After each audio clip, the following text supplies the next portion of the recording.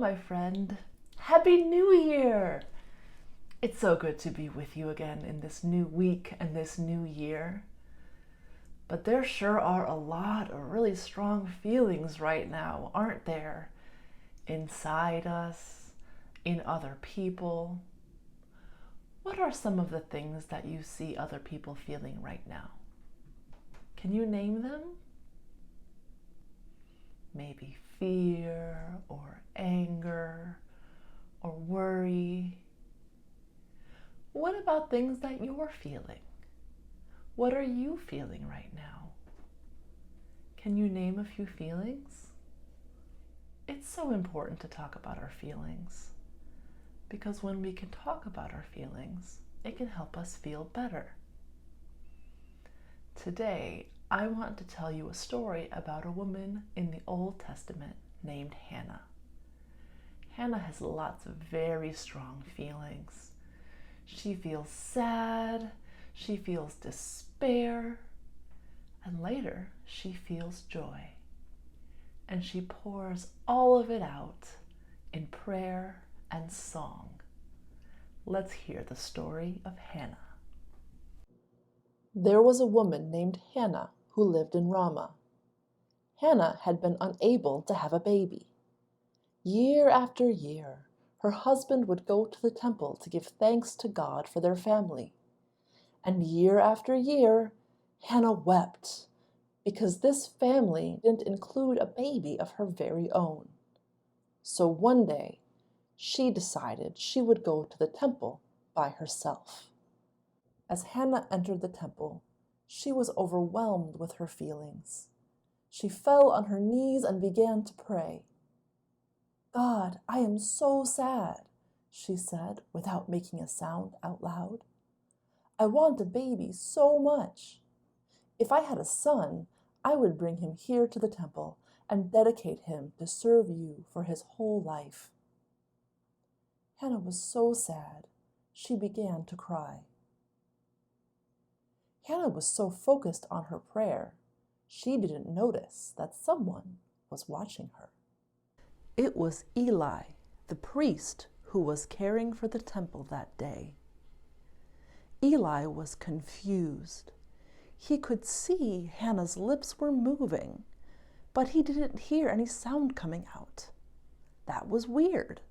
People in those days didn't pray silently. They prayed out loud. So Eli went to Hannah and said, "Is there something wrong? You are acting very strangely." "Oh, no, Hannah explained. "I'm not doing anything wrong. I'm praying. I'm just so sad and overwhelmed, no words can come out of my mouth. But I'm still pouring out my heart to God." Eli was amazed at what Hannah was saying. "May you go from here in peace," he told her. "I hope your prayer is answered." A little while later, Hannah realized she was pregnant. When the new year began, her baby was born. She named him Samuel. When he was a little bit older, she took her son to the temple to meet Eli and dedicate him to God. She was again overwhelmed with emotion, but this time what she felt was joy. And instead of praying silently, Hannah began to sing. "Though I am small, my God, my all, you work great things in me. And your mercy will last from the depths of the past to the ends of the age to be. Your very name puts the proud to shame, and to those who would for you yearn. You will show your might, put the strong to flight, for the world is about to turn. My heart shall sing of the day you bring, let the fires of your justice burn. Wipe away all tears, for the dawn draws near, and the world is about to turn."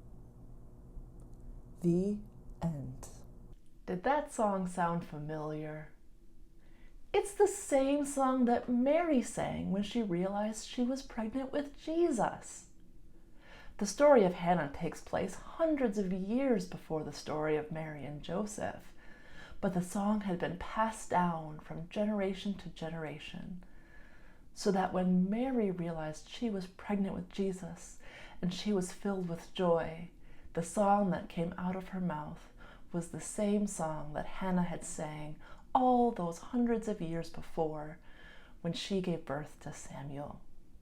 The words were maybe a little different, and the melody had probably changed some over the years, but it was the same song. And it's the same song we sing now, with maybe a different melody, maybe some different words. But Mary's song is still sung today and can still give us hope today.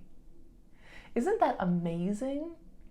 People hundreds of years ago had the same strong feelings that we have: despair and anger and joy.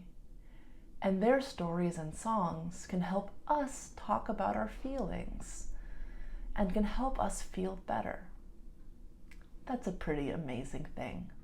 So I hope this week, if you feel feelings that you have trouble naming, you're able to find a story or a song that helps you express your feelings. Let's close with prayer. Dear God, thank you for ancient stories and songs that still give us hope today. Amen.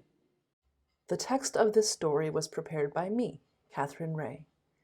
Illustrations are by Lawrence Clayette Merle from the Rhyme Bible Storybook.